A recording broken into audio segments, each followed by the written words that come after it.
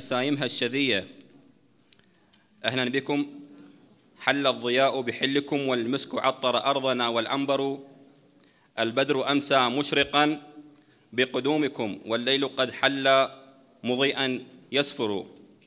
سلامي ومرحى بمن زارنا ولبى النداء فطاب الهنا، فأهلا نزلتم هنا عندنا وسهلا حللتم هنا بيننا. أيها الحضور الأكارم، مساء الخير عليكم جميعا.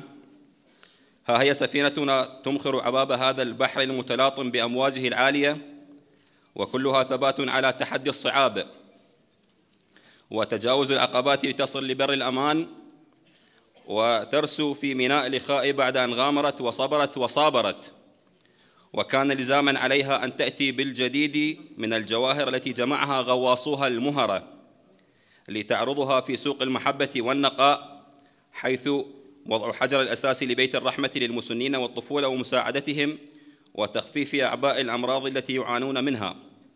أيها الحضور الكريم، الآن كلمة يلقيها علينا الأب أيمن، فليتفضل مشكورا.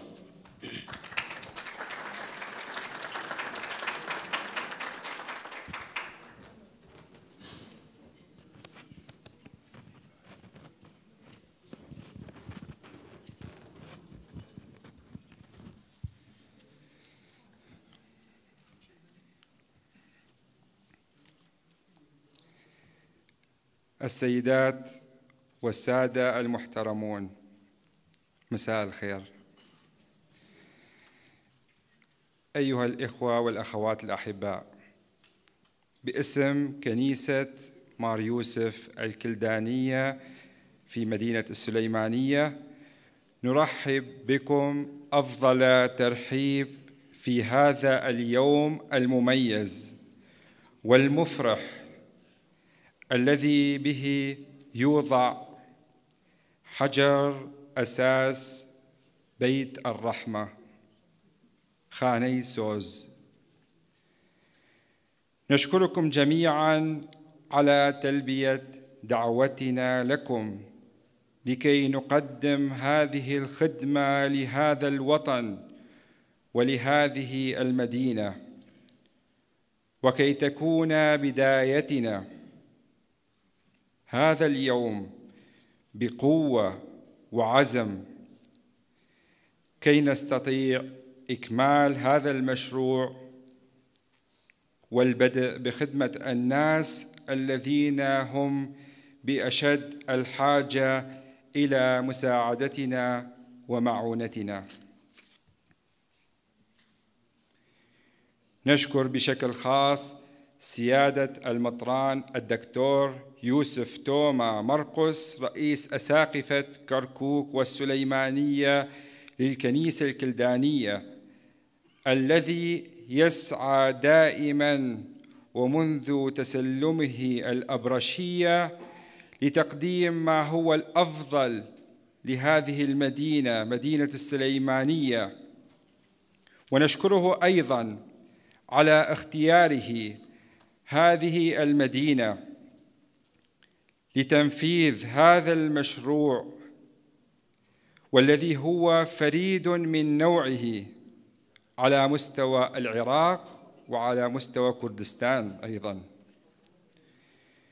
نشكر السيد برنارد غايلر الذي هو مهتم ومنذ اللحظة الأولى بتنفيذ المشروع، ومن البداية ولحد الآن مهتم بالتخطيط والتنفيذ والمشاركة أيضاً في إكمال وتنفيذ هذا المشروع.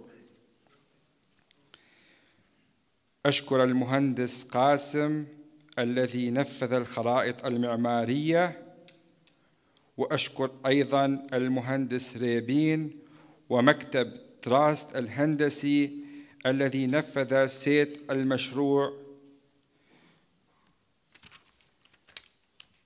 أشكر أيضاً السيد خالد البير مدير شؤون المسيحيين في إقليم كردستان، والمهندس ديلان، وأيضاً السيد سرمد عمان، وأشكر السيد فاروق والسيد ريفين وكل الأشخاص الآخرين الذين ساعدوا وساهموا في إكمال المعاملات الرسمية والأوراق المطلوبة للبدء بتنفيذ المشروع.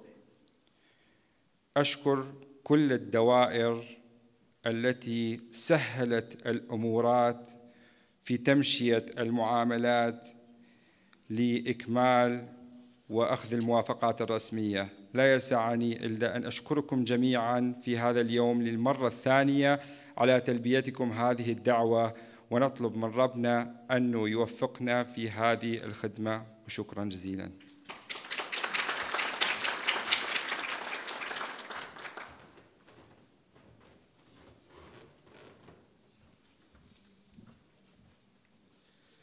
شكراً للأب أيمن على هذه الكلمة القيمة. عندما تنسج شمس الحب من خيوطها الذهبية ظمأ الصحراء، وتعزف الساقية بأناتها الحانية ألحان اللقاء، عندما تفيض المشاعر الدافئة بمعاني الصفاء، وتحلق الكلمة الصادقة ويسمو اللحن العذب، وتحن الأسماع إلى شدو الحادي الوفاء. سادتي الحضور، يطيب لنا أن نعيش الآن مع كلمات يلقيها علينا سيادة المطران يوسف توما، فليتفضل مشكورا.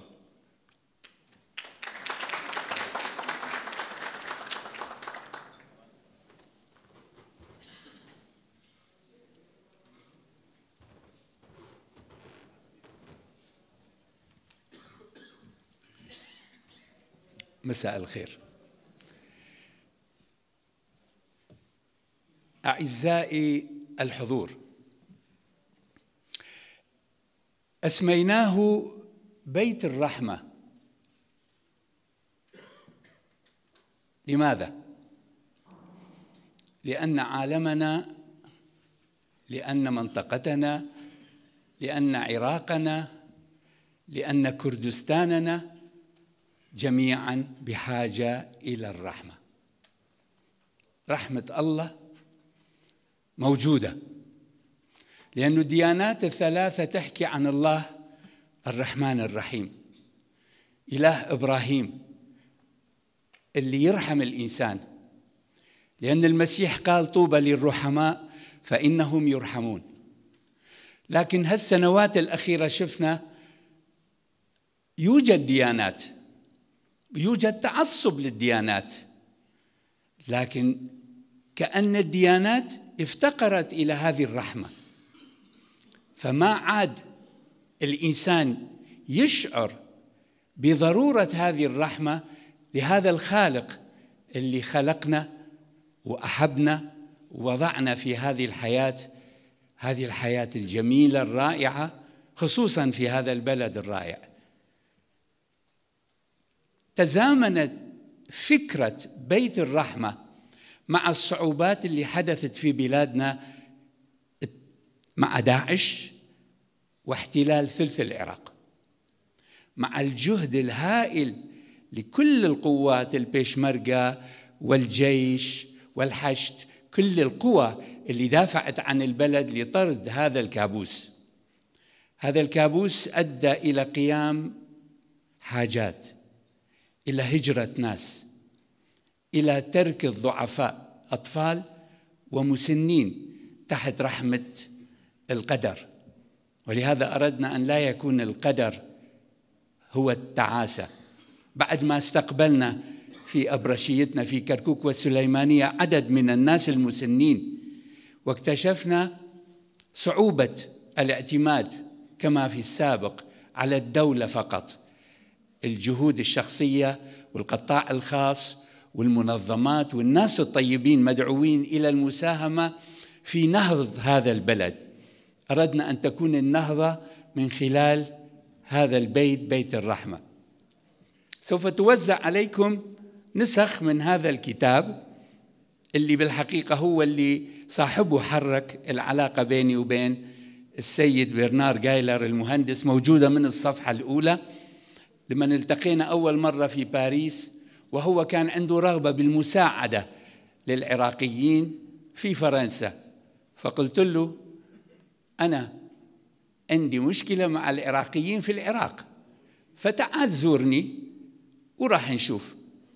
وبين الأطراف الحديث ذكرنا فد شخصية اسمه موريس زاندل، سويسري، مفكر روحاني عميق، فطلع صديق مشترك أو مفكر نحبه اثنيننا، فوعدتونه بترجمة هذا الكتاب الحياة والموت والقيامة إلى العربية، وللتعريف بهذا الرجل اللي هو مليء بالرحمة والحنية، وكشف هذا الجانب من الله اللي يتحول في الواقع إلى اهتمام بأشياء مادية بسيطة للطفل، للشاب، للمسن. قمنا بمحاولة الجمع بين المهمشين والضعفاء في مجتمعنا اللي هم الأطفال والشباب خصوصا الجامعيين والمسنين. ومن خلال التقدم في المشروع اكتشفنا بأن المسنين يصابون بمرض خبيث خطر. موجودة الفكرة بالفولدر اللي عملناه باللغة العربية والكردية والإنجليزية، محاولة لجلب الانتباه إلى خطورة هذا المرض، حتى الناس اللي في مجتمعنا ما يريدون يتركون الشيوخ والعجائز في دور العجزة، ودار العجزة عنده سمعة دائما أنه هو نوع من الإهمال. فجمعنا هذه الفكرة أنه المرض الألزهايمر العائلة المعاصرة اليوم ما تقدر تهتم باللي مصاب بهذا المرض. فهذا البيت، بيت الرحمة، المهندسين من طلابي في كركوك جو سووا هذا الماكيت حتى تأخذون فكرة، والمهندس قاسم طلبنا منه أن يطبع الثري دايمنشن الرسم، راح يشرح لنا بعدين المخططات والجوانب الهندسية الموجودة في هذا البيت اللي يجمع بين المستشفى وبين فندق 5 نجوم، لأنه الشخص اللي راح يجي هون راح يكون شخص معزز مكرم محترم. ويمكن اليوم نحن نوضع حجر أساس لبناية، بس البناية ما بها روح. الروح راح يجيبها فريق من الشباب والشابات اللي راح ندربهم إن شاء الله بعد ما نتقدم في بناية هذا المشروع، أن نكون من بين الشباب 700 اللي استقبلناهم في كركوك وضيفناهم ودرسوا في الجامعة، كانوا من المسلمين والمسيحيين واليزيديين ومن كل الطوائف، حتى الصابئة كان عندنا. هذول الشباب عاشوا هالنضوج اللي نريده في بلدنا للمستقبل. بيت الرحمة خاني سوز هو للمستقبل. أريد يكون قطرة أمل بأنه بلدنا عنده مستقبل رغم كل الصعوبات. وهذا المستقبل خلى كثير من المنظمات وكثير من الناس الطيبين يوعدونا بأنه راح يساعدونا وراح يجعلون إن شاء الله بعد 18 شهر هذه البناية تأخذ مكانها يم البولينج. إحنا ما ردنا نوديكم للأرض لأن مطر وبرد وعادة يسوون حجر أساس، فراح سوينا هوني الحجر الأساس اللي راح ينبني في البناية. شكرا لكم وشكرا لتشجيعكم لبيت الرحمة ولدعائكم إلى رب الرحمة أن ينزل رحمته على بلدنا وعلى الناس المساكين المحتاجين. وأتمنى هذا البيت ما يكون الوحيد، أتمنى يكون البيت الأول في سلسلة من البيوت الضرورية، لأنه عدد المصابين بألزهايمر في العراق يبلغ أكثر من 200,000 شخص. إحنا بيتنا راح يكفي حوالي 100 شخص، فإذا راح تشوفون بأنه الحاجة هي كبيرة.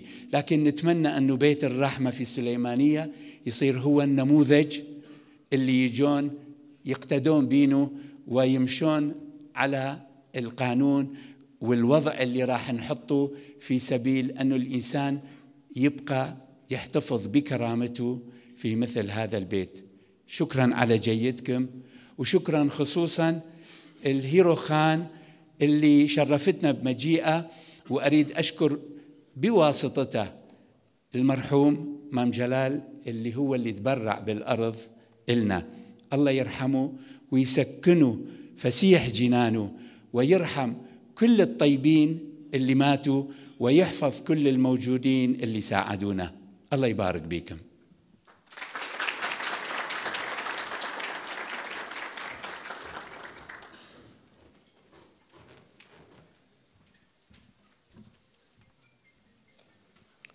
شكرا لسيادة المطران يوسف توما رئيس أساقفة كركوك والسليمانية الكلدان على هذه الكلمات الطيبة.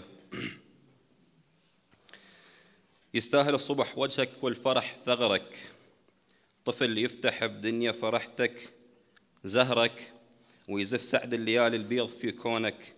أحلى التهاني عطر حرفها ذكرك، وأحلى القصايد ينور وجهها لونك.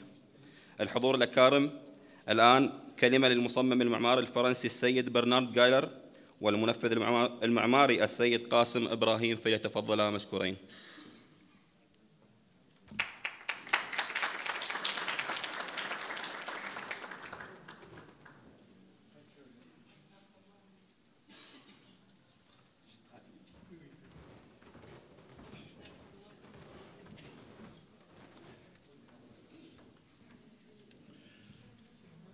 Bonsoir.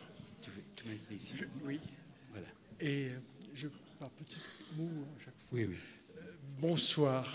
مساء الخير.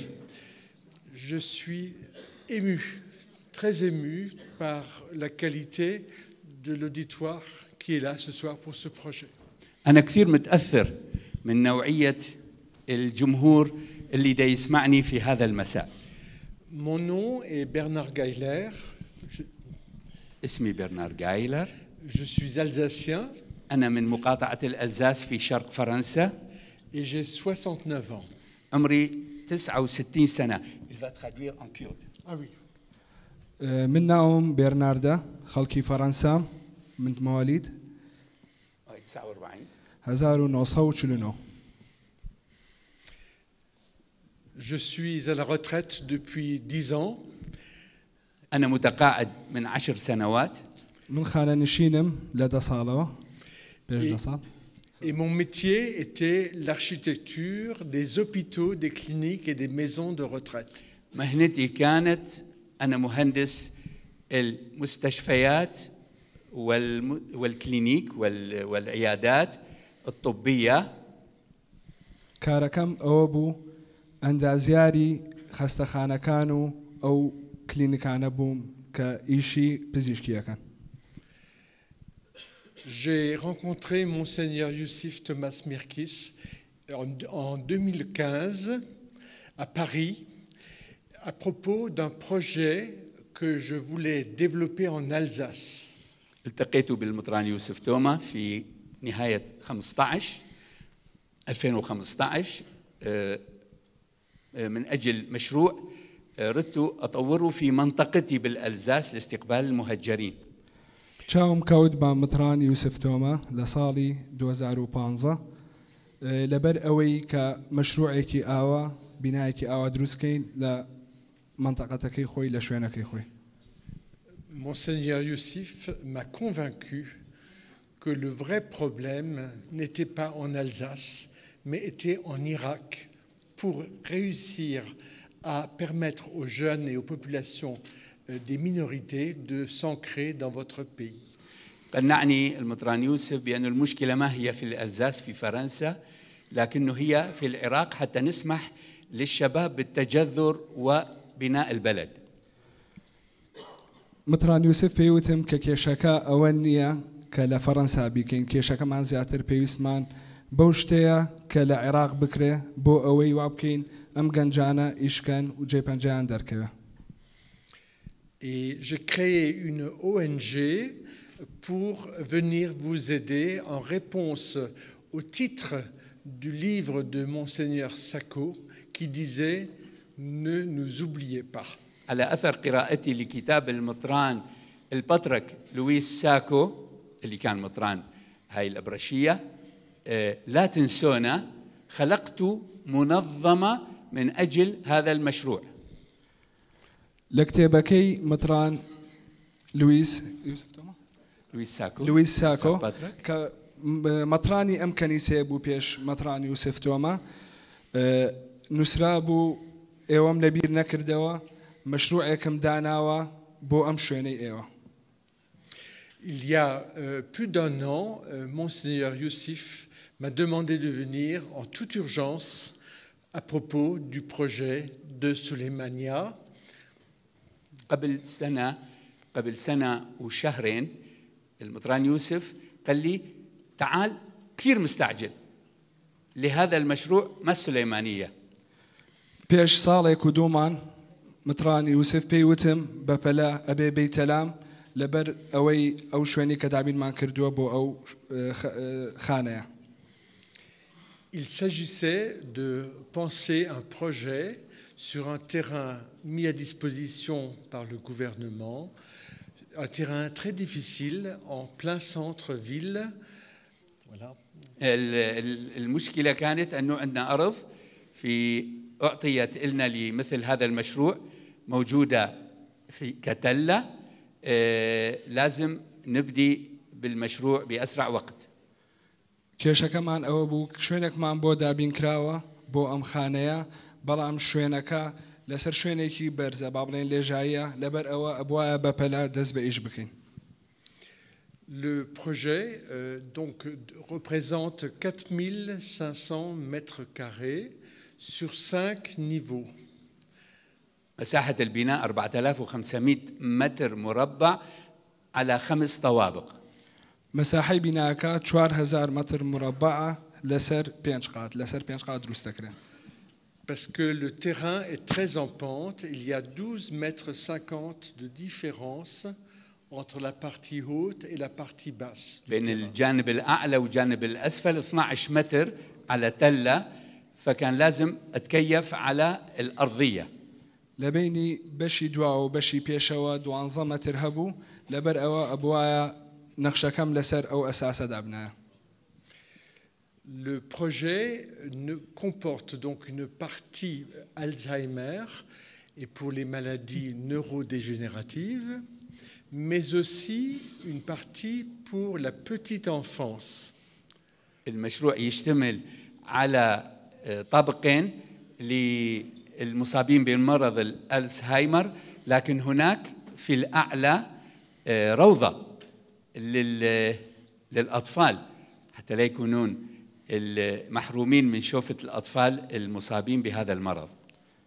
بنا كمان بيك هاتوا لدو قاتي يكمي بو أو كساني كنخوشي زهايمر مان هيا بلام لقل أوشا قاتي كيتيايا بو روزة بو يبتوانن تشاويان بيك أو دو باشا. Par expérience, en Alsace, des maisons Alzheimer, nous savons que pour maintenir éveillée la vie des personnes très âgées, il faut impulser leur cerveau et la relation entre les enfants et les personnes âgées permet aux uns d'apprendre, les petits d'apprendre des choses et aux personnes âgées d'être interpellées de façon à ce que leur esprit travaille.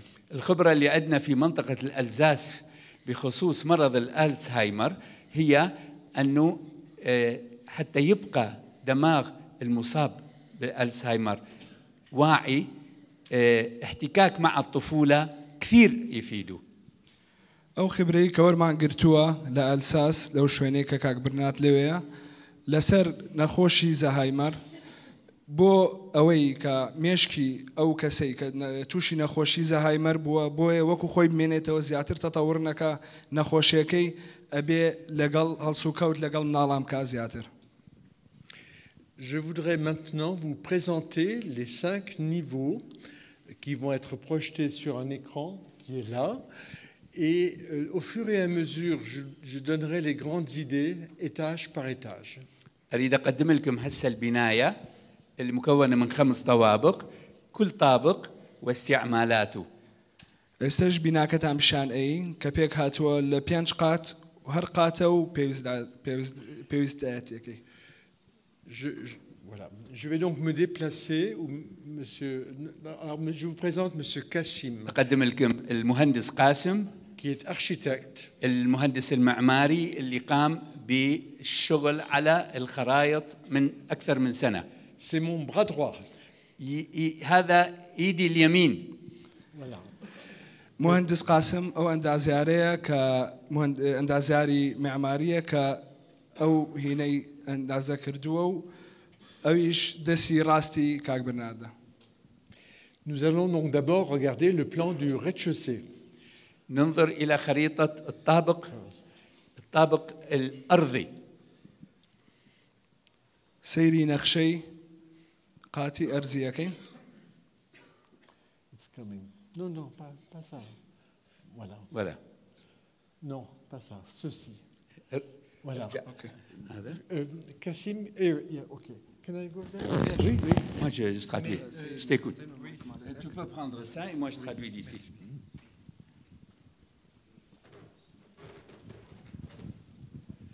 Alors, le rez-de-chaussée est plus petit que le dernier étage à cause des pentes. بسبب المنحدر مال الأرض الطابق الأرضي أصغر من الطابق الخامس. بابوني أو كيشي أرزكا كاليجاية قاتي خوارو بچوكترا لقاتي سراو. Alors, il comporte un accès principal. يعتمد مدخل رسمي المدخل الكبير. Il distribue. Ah, pardon. مدخل. أو شويني چونا جوروي رئيسي بناكا. Il comporte une distribution centrale et des garages, un logement de gardien et un lieu de recueillement. يعتمد على مثل هول استقبال، جراج لبعض السيارات ومكان للصلاة. پێک هاتووە لە شوێنێکی پێشوازیکردن لەگەڵ پارکینە بۆ چەند سیارەیەک لەگەڵ شوێن بۆ نوێشکردن. Deux ascenseurs permettent d'atteindre les 5 étages. مصعدين يخدمون الطوابق الخمسة. دوو بەرزکەرەوە کە خزمەتی هەر 5 قاتەکەکەن. قاسم. The second one, please. So, au deuxième étage, nous avons deux grandes parties. Une grande salle de conférence pour 350 personnes. الطابق الثاني بينه قاعة تحتوي تقدر تستقبل 350 شخص كقاعة محاضرات أو قاعة حفلات. قاتی یەکەم ببورن قاتی دووەم هۆڵێکی تایە کە توانای هەڵگرتنی 350 کەسی هەیە وەکو قاعەی محاضرەوتنەوە. Donc cette surface permet d'organiser des spectacles, des repas et toute autre activité que vous souhaiterez réaliser à partir de cet endroit en plein centre-ville. هذه القاعة راح تسمح أنه نقوم بحفلات استقبال محاضرات كل أشكال التجمع اللي ممكن أن يستغل في هذا الموقع من المدينة. لم هۆڵەیە ئەتوانین ئاهەنگ بگێڕین وانە بۆ ئەو کەسانە بڵێنەوە یان هەر شتێک بێ هەر بۆنەیەک بێ بۆ خزمەتی ئەم بینایە بکە. L'autre partie, l'autre aile, ici, comporte des logements pour du personnel et une zone de bureaux qui permettront de gérer l'ensemble de l'immeuble. القسم الآخر من هذا الطابق مساكن للعاملين بالبناية والقسم الآخر مكاتب لإدارة كل جوانب البناية. بەشێکی تری ئەم بینایە پێک هاتووە لە ژوور بۆ حەوانەوەی ئەو کارمەندانەی کە خزمەتی ئەم بینایە ئەکەن لەگەڵ ئەوەشە ئۆفیس بۆ ئەو شوێنانەی بۆ ئەو خەڵکانی کە ئیدارەیەکەن. Kassim, number 3, please. Ici, vous découvrez un niveau Alzheimer.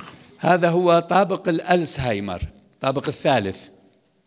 ئەم قاتە ئەو قاتەیە کە دانراوە بۆ ئەو کەسانەی کە نەخۆشی زاهێمەریان هەیە. Ce plan, je l'ai élaboré à partir de mon expérience personnelle et je l'ai validé le mois dernier avec une clinique qui est la clinique la plus moderne pour les Alzheimer en Alsace-Lorraine. حققت هذا الطابق اعتمادا على خبرتي وتأكدت من أحدث ما وصل له هذا النوع من البنايات في فرنسا.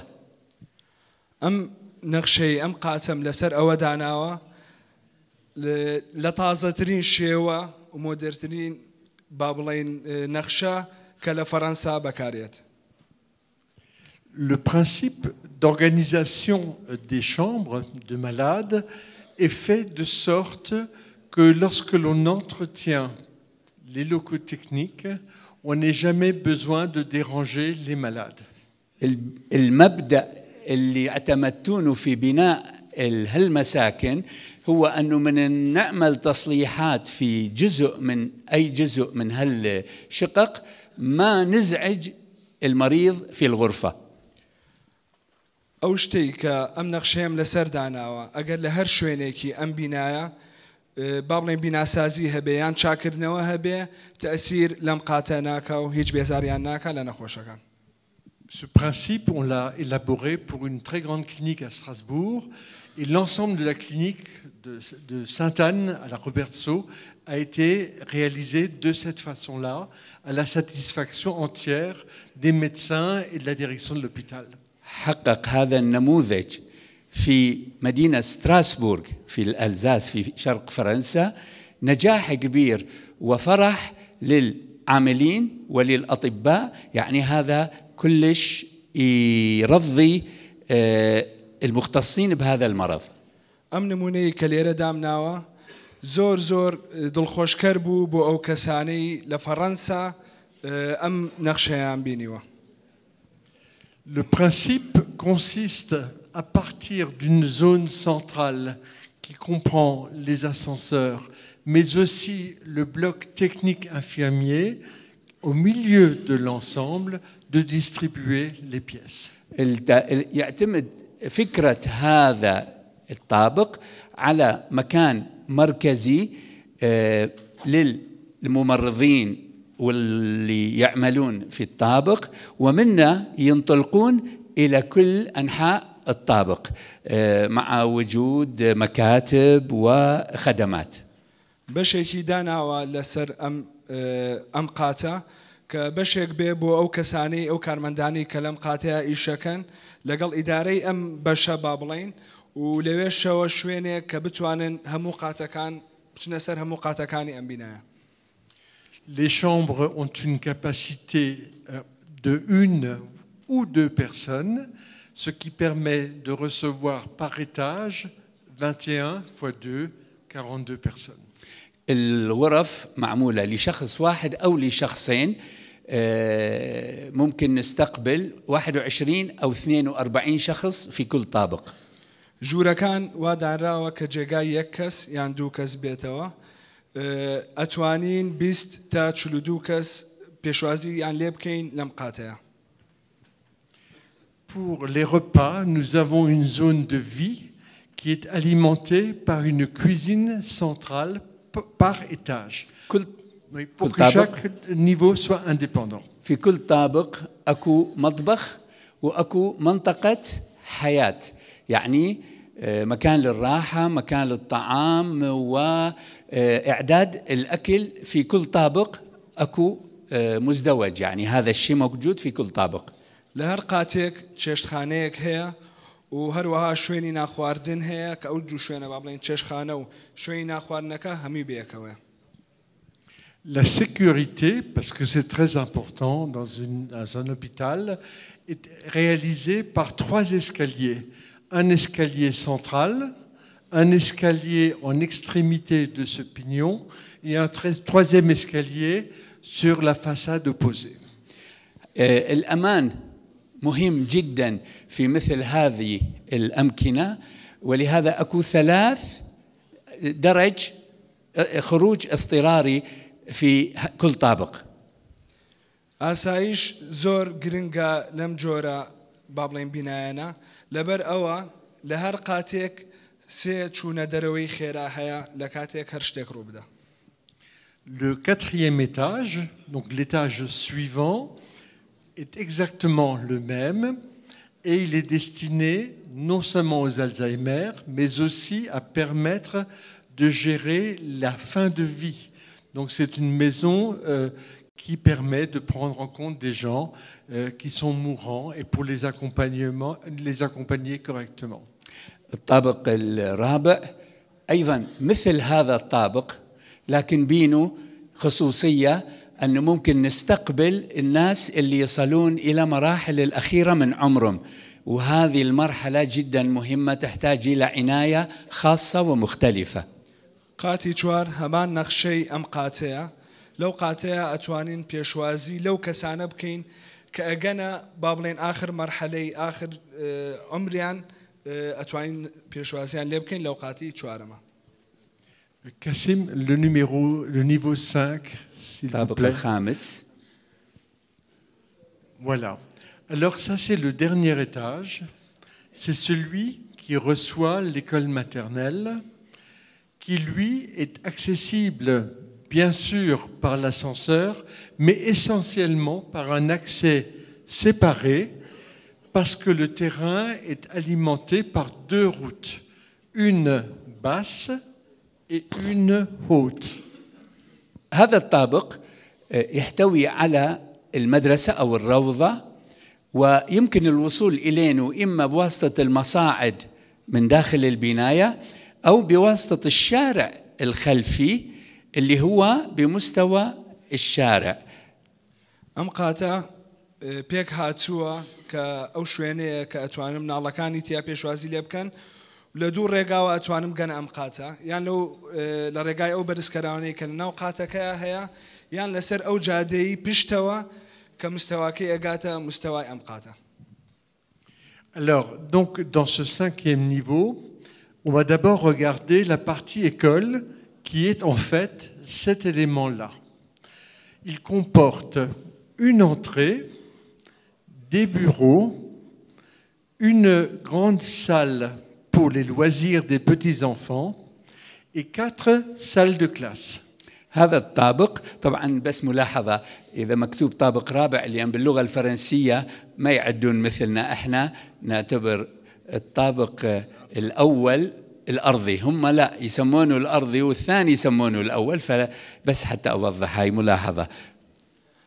تبينيك لفرنسا أوان إما لا يخومان بابلين قاتي أرزي بقاتي يكم دانين أوان قاتي أرزي بيلان قاتي أرزي قاتي دومي إما قاتي يكم لا أوان. الروضة تتكون من صالة لعب و4 صفوف وبالمدخل مكاتب وإدارة واستقبال.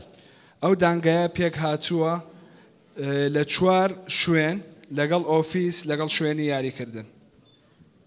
La sécurité des enfants est assurée par un système très simple qui consiste à verrouiller l'accès principal par le bureau de la directrice et des enseignants.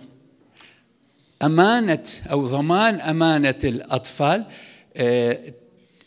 مضمونة أن الأطفال يعبرون من قدام الإدارة.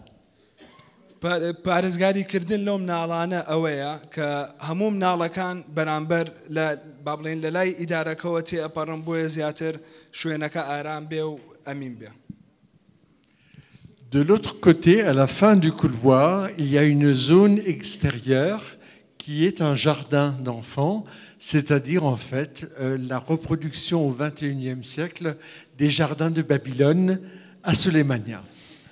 في نهاية الطابق أكو حديقة للأطفال وحاولت أن تكون مثل الجنائن المعلقة مال بابل. لبشك لم قاتيا باخچەیەک هەیە بۆ ئەو مناڵانە و چەند توانیم ئیشم لەسەر کرد با بڵێن وەکو جەنائنی معلقەی هەیە کە لە بابل دروست کراوە. Cette partie que vous voyez avec mon doigt comporte un autre événement qui est la relation entre les Alzheimer et les petits-enfants. هذا الجزء الآخر من الطابق الخامس يحتوي على مكان مهم جدا اللي بينه يصير التقاء بين المصابين بمرض ألزهايمر والأطفال. بشيك هي لم قاتيا كأم بشيء أملايا أو شوينيا كأو نخوش أو عني كنخوشي زهايمر يعني هي لقل أو منالانيا داني شنو تشاويان بيك. Les personnes âgées ont la possibilité, accompagnées bien sûr, de venir dans un jardin qui est situé dans ce rectangle. Ce jardin est fait pour créer des activités pour les personnes âgées. Par exemple, planter des fleurs, semer, récolter, prendre goût à la nature, se souvenir de ce qu'on a vécu pendant toute sa vie. هذا الجزء المستطيل هو بالحقيقة محاولة لعمل مثل مزارع صغيرة ممكن المسنين يزرعون أو يزرعون ورد أو يزرعون أشياء أخرى يصير عندهم تفاعل مع الطبيعة ويتذكرون أيام حياتهم السابقة اللي عنده هواية بالزراعة مثلا. بەشێکی ترمان داناوە لەم نەخشەیە کە شوێنێکە وەکو با بڵێن کێڵگەوێ وایە وەکو باخێک وایە کە بتوانن ئەو بەساڵات چوانە با بڵێن گوڵ بنێژن یان هەرچی شتێک هەر هیوایەتێکیان هەیە لەوێیە بیکەن. Nous pensons également organiser des activités comme l'éveil aux sens, aux odorats, au toucher. Par exemple, en installant au sol des zones qui sont couvertes soit par de l'herbe, soit par du sable, soit par du gravillon, soit par des matériaux lisses comme du marbre, de façon à ce que les personnes âgées, en marchant pieds nus, aient la sensation et se souviennent de ce qu'ils ont vécu dans leur vie. الغاية أيضا من هذه المنطقة هو خلق مناطق إيقاظ الأحاسيس واللمس والإحساس بالأشياء. فأكو منطقة بها حشيش، أكو منطقة بها رمل، أكو منطقة بها حصو. فإذا مشيوا حفاة على هذه المناطق يسترجعون شوية من ذكريات حياتهم. شوێنێکی تر لەم قاتە کە دامان ناوە شوێنێکە بۆ ئەوەی ئەو بەساڵات چوانە زیاتر هەست بە شوێنەکان بکەن شوێنێکە با بڵین باخی تایە سەوزاییە شوێنێکە گڵە شوێنێکە بەردە بۆ ئەگەر بتوانن بە پێبەتی بەسەر ئەو شوێنەیە بڕۆن بیرەوەریەکانیان بێتەوە.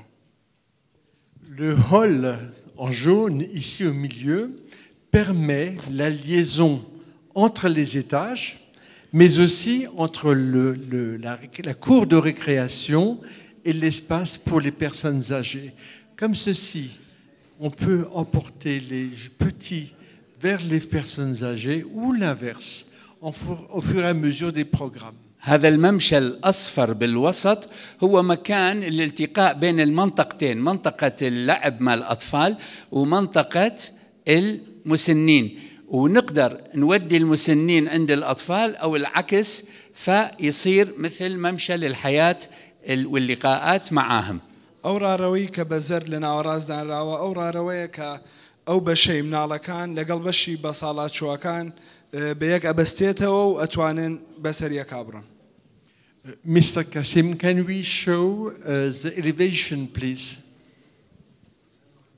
So, je vais expliquer l'intérêt des façades. Pour moi, il est important de tenir compte du climat d'un pays et de tenir compte donc des événements extérieurs qui ont une influence sur la qualité de vie à l'intérieur du bâtiment. Les architectes, on n'est pas là pour se faire plaisir, mais pour rendre service. Donc notre objectif, c'est de rendre les gens les plus heureux ou les moins malheureux possibles à l'intérieur du bâtiment. Et je vais vous expliquer comment je procède. أريد أشرح لكم بأن هذه الواجهة تبين جوانب ما هي بس لإرضائنا نحن المهندسين، لأن نحن في خدمة الإنسان. وأريد أشرح لكم أنه نتكيف على مناخ كل منطقة. ئەم ڕسمێکی ئێستا دەرچووە بەس بۆ ئەوە نییە کە واجهەی بیناکەتان پیشاننین کە ئێمە ئارزومەندین ئەم شوێنە لەسەر هەر با بڵێن ببورن لەسەر هەر جەوی با بڵێن شوێنێک ئێمە لەسەر ئەوە ئەم نەخشەیە دروست دەکەین. Cette façade est très exposée au soleil. Aussi, le point d'impact le plus difficile pour la thermie, ce sont les fenêtres. Alors, pour éviter que les fenêtres soient sous le rayonnement solaire, il y a des éléments transversaux et au-dessus, les uns en béton, les autres en caillebotis, qui évitent que les fenêtres ne reçoivent du soleil. هذه الواجهة هي الأكثر معرضة للشمس، ولهذا الشبابيك معمولة بشكل أن الجزء العمودي يحجب الشمس، والجزء الأفقي فوق أيضا نحاول نقلل من دخول الشمس إلى داخل الغرف. ئەم بەشە لەسەر ئەو شوێنەیە کە زیاتر خۆر لێیە لەبەر ئەوە بەشی سەرەوەی وا دروست کراوە کە نەهێڵێت خۆر بیا لە ناو بیناکە لە بەشی خوارەوە شوا بکەین نەک هەموو هەتاوەکە لێی بە بەڵام بەشێکی کەم. Mr. Kassim, can I have the second one, please? No, not this one. Yes, this one. Okay, thank you. Donc, ça, c'est la façade latérale où vous remarquez une ossature métallique avec des profilés. Elle est destinée à protéger l'ensemble des façades qui sont à l'intérieur de cette forme en U du soleil. هذا الجانب الآخر من البناية راح تشوفون أكو مثل غطاء يحمي من الشمس لكن ما يمنع دخول الضوء. ئەم بەشی تر کەوا دروست کراوە لەسەرەوە وەکووا ئەیبینن ناهێڵە خۆر بێتە ناوە بەڵام ئەهێڵێ ڕووناکی بێتە سەر ئەو بەشە.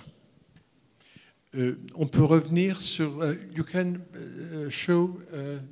Oh, perhaps yes. Ici, on revoit la façade d'entrée et on voit en toiture le jardin pour les enfants et la partie pour les personnes âgées.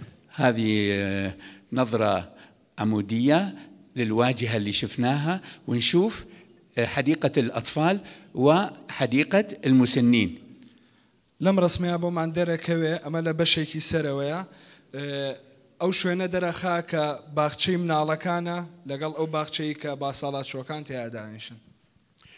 Le jardin d'enfants, comme la partie pour les personnes âgées, sont protégés par des effets de claustras en toiture pour mettre une partie de chaque espace à l'ombre, ce qui permet en hiver d'aller dans les parties ensoleillées et en été de rester à l'extérieur, à l'ombre et profiter du temps.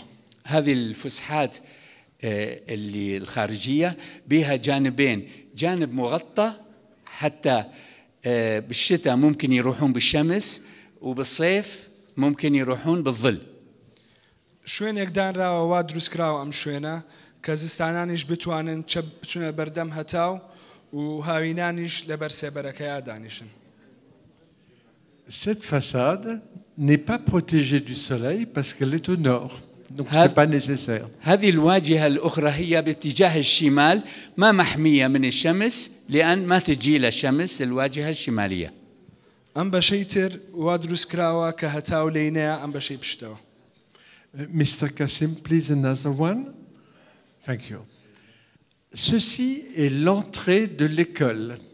Donc nous avons ici la route haute qui est 12,50 mètres plus haut que la route basse d'accès de la maison Alzheimer. هذا الجزء الآخر من الشارع الأعلى يصير الدخول إلى الروضة على ارتفاع 1.5 متر إلى الروضة. ئەمە بەشێکی ترە لە بەشی پشتەوەیە لەسەر جادەی پشتەوەیە کە ئەو شوێنەیە ئەتوانن لەسەر با بڵێن باخچەی ساوانەکە یان داینگەکەیە کە لەسەر بەرزایی مەتر و نیوەکە. Nous avons prévu des parkings pour que les mamans puissent s'arrêter et accompagner les enfants jusqu'à l'intérieur de l'établissement. عندنا باركينج مع السيارات حتى بالنسبة له بس ماما احنا بابا يجيب الولد يقدر ياخذ الأطفال إلى الروضة. هەروەها شوێنێک دابین کراوە بۆ سیارەوەستان بۆی ئەو باوکو دایکەی کە مناڵەکانە هێنن سیارەکانیان لەولا ڕاگرن و بتوان مناڵەکانیان بەرن بۆ داهەنگەکە. Ceci est l'escalier qui donne accès à l'entrée de l'école et ces surfaces vitrées correspondent ici au 3e et au 4e étage aux salles de loisirs et aux salles à manger et au dernier étage à la salle commune pour les enfants. هذه الشبابيك تسمح للطابق الثالث والرابع والخامس حتى تدخل ضوء لغرفة الألعاب وتدخل ضوء أيضا لغرفة الكافيتيريا والاستراحة مع الألزهايمر الطابق الثالث والرابع. ئەم پەنجەرانە وادانراوە کە ڕووناکی بەرێتە ژوورەوە بۆ قاتی 4 و قاتی 5 کە ئەو شوێنی یاری مناڵەکانە لە قاتی 5 لەگەڵ شوێنی کافتریایە لە قاتی 4. Voilà, donc là nous avons vu l'essentiel des façades, vous avez vu les plans. Si vous avez des questions de détail, Monsieur Kassim pourra vous répondre, il connaît le projet sur le bout des doigts. هذه بالمختصر الشيء اللي أقدم لكم هو إذا عندكم أسئلة الأستاذ قاسم مستعد لأنه صار يعرف المشروع على رؤوس أصابعه.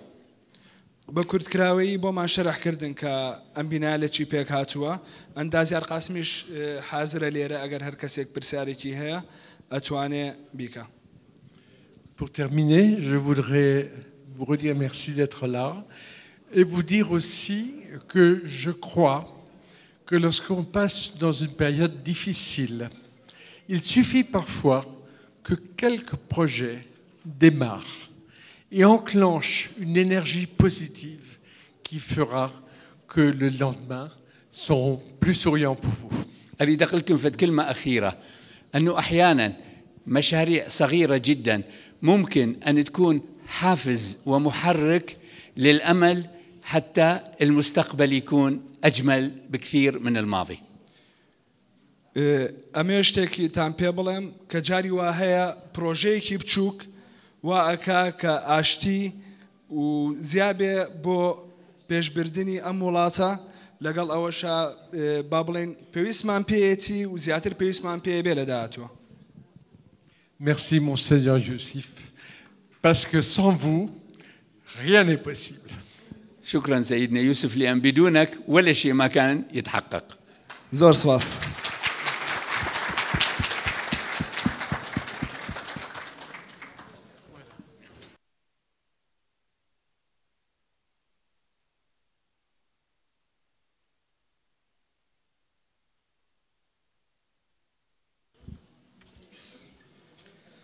نشكر السادة الأفاضل السيد برنارد جايلر والسيد المطران يوسف توما والسيد ليفيار على هذا الشرح شرح المخطط.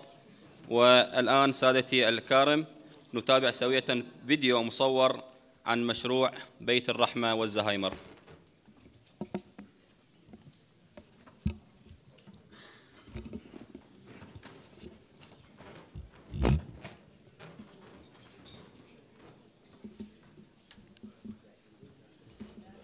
نبذة عن مرض الزهايمر.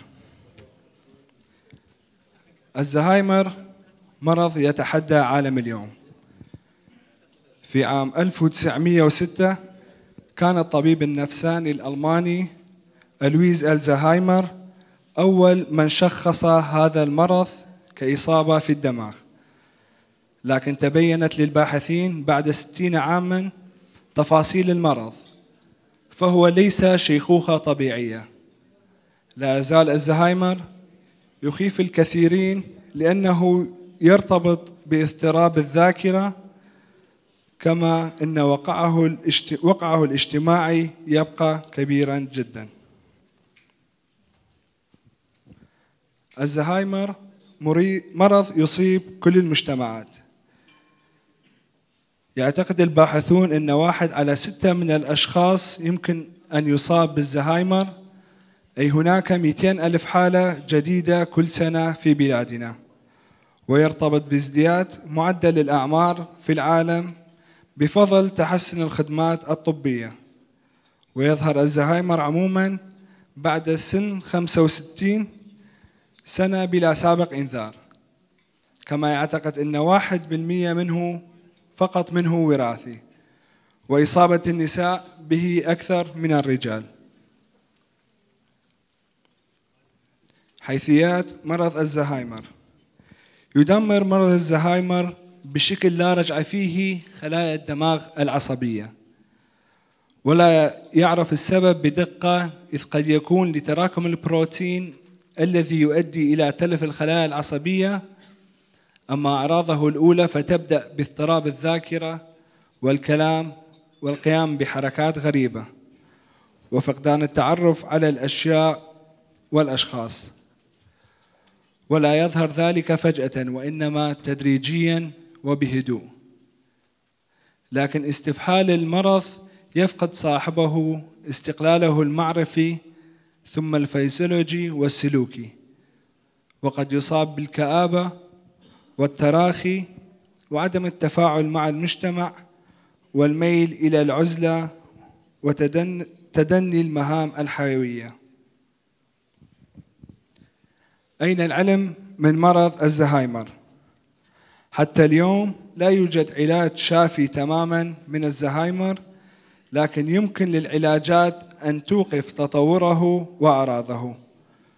وقد يساعد المريض بطعام سليم وعناية خاصة من قبل مختصين أطباء ونفسيين، مع تحفيز لقابليات المعرفة، فيتأخر استفحال المرض. البحوث تحمل إلينا آمالا في تطور العلاج. المرحوم ميخا إيرميا كان هو أحد المصابين بمرض الزهايمر سنة 2015 بسبب التهجير والظروف الصعبة الذي يمر بها بلدنا، وسفر جميع عائلته إلى خارج البلاد. بقى العم ميخا بدون عائلة، فلم يبقى له ملجأ غير الكنيسة التي احتضنته وخدمته بكل محبة. بعد محاولات لرعايته في دور المسنين، لكن جميعها لم تقبله بسبب مرضه الزهايمر الذي يحتاج لرعاية خاصة. ولكن مع الأسف توفي العم ميخا قبل أيام بتاريخ 19/2/2018. ومن خلال هذه التجربة نبتت فكرة إنشاء دار المسنين، وخصوصا لمرضى الزهايمر الذي يزداد سنة بعد سنة، ويحتاج إلى تركيزنا واهتمامنا من جميع الجوانب.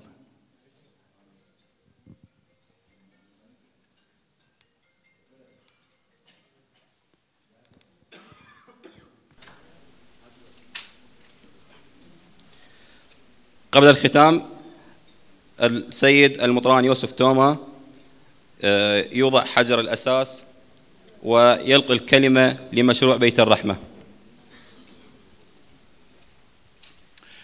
حجر الأساس هو هون.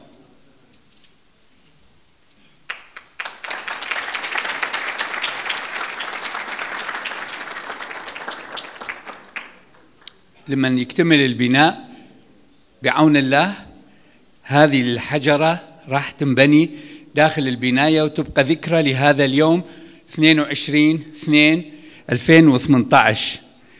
ونتمنى فعلا أنه باب التبرع مفتوح هو، ويتسجل هسه أي شيء تجود به قلوبكم وجيوبكم حتى نقدر نكمل هذا المشروع. الله يبارك بكم.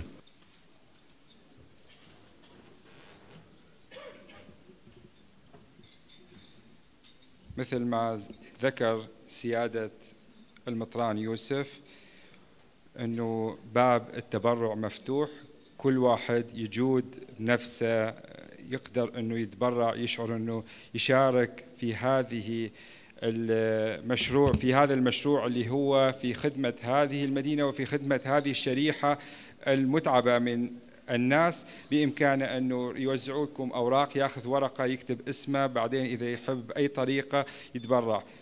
نشكر كل اللي تبرعوا، خاصة السيد برنارد جايلر اللي هو المحرك الأساسي كان في هذا المشروع. أيضا نشكر البطريرك لويساكو، نشكر أيضا الرابطة الكلدانية اللي هي تتبرع 20 طن مادة عازلة لهذا المشروع. نشكر أيضا السيد صفاء صباح هندي اللي تبرع مبلغ $10,000 لهذا المشروع. مثل ما قلت وأكرر أنه أكو أوراق يعطوها لكم اللي يحب بعدين أنه يتبرع أو يساهم في هذا المشروع. مساهماتكم هي جزء من عمل الخير. نحن كلتنا هدفنا ورسالتنا هي عمل الخير وتقديم الخدمة. نشكركم على هذا الحضور في هذا اليوم، اللي لبيتوا دعوتنا، حضرتوا، شاركتونا في هاي المناسبة. حضوركم هو كبير في قلوبنا، هو دعم إلنا، دعم في هاي مسيرتنا حتى نكمل الخدمة بكل الطرق اللي الله يعطيها إلنا. يمكن اليوم نحن كلتنا اللي قاعدين هنا صاحين، عقلنا صاحي، جسمنا صاحي، لكن في يوم من الأيام خلينا نفكر من نشوف هذا الشخص اللي هو يوقع أو مقعد أو مسن أو فاقد عقله، كان في يوم من الأيام يمكن مثلنا. هذا اللي عرضوه عليكم عمو ميخا، هو هذا كان المسؤول مع شركة جرش اللي ببغداد، كان إنسان متمكن، كان إنسان كثير عنده قوة، لكن أولاده تركوه، 3 أولاد 3 بنات، كلهم سافروا خارج وذبوه براس الكنيسة، جابوه وسلموه لسيدنا يوسف توما.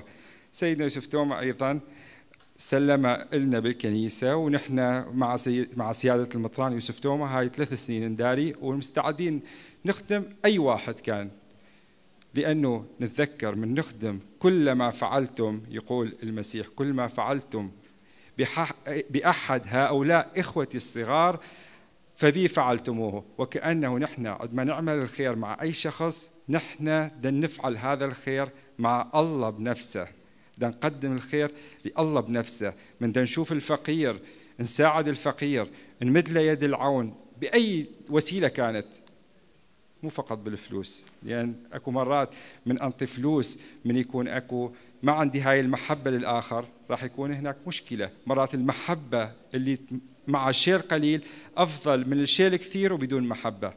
أشكركم جميعا وأتمنى لكم ليلة هنيئة.